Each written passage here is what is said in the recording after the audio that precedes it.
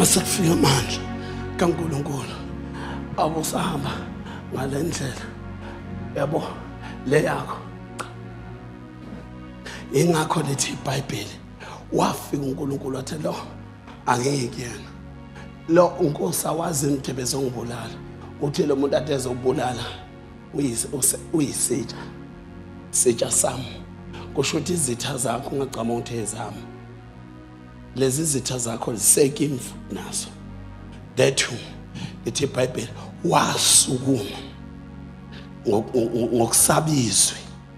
mbheka mase efika khona wathi efika wathi ya wathi lo mfowethu uSawule wathi umfowethu hamba ufunda incwadi yomlando uthi waphendula wathini I am not what your brother but I'm here to do a will kaNkulunkulu. May you see lithi iBhayibheli avuleka amehlo wathi ahlale phansi mfowethu wasethi ehlala wedwa walanda bomakhe bahlala eceleni kwakhe washaya indlela waqala uPaul angithi lo unesambulo sokuhamba naye kanti uPaul unesambulo sokembulelwa ngaye. Ngamanye amazwi kunezinto abazozixoxa ezingefani. Lo uzokhuluma ngesambulo lo uzokhuluma ngokuthi umazile uphile naye labantu bobawuthiwa befana. Ingakho iministry yakhe yabheka to the west kwathi iministry kaPaul yabheka to the east.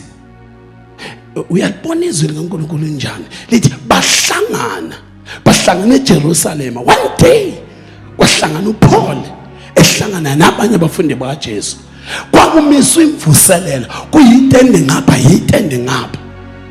kodwa baqala balalela kathi wasikhuluma one language kwakumiswa imvuselelo eyodwa kathi asikwazi ukukhuluma izinto ezihlukene akumi imvuselelo eyodwa kule ndawo lithi iBhayibheli uPhilip uyena eselida lemvuselelo lapha eJerusalem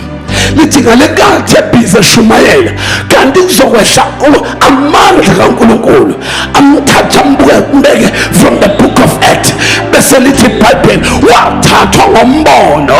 ngoba amandla mesekhona ayakwazi ukuthatha elithi iBhayibheli akathatha uHezekiya amthatha endaweni akade ngacabanga ukuthi engaba kuyo ambeka kwenye indawo kodwa uHezekiya wayela amandla kaNkulunkulu amthatha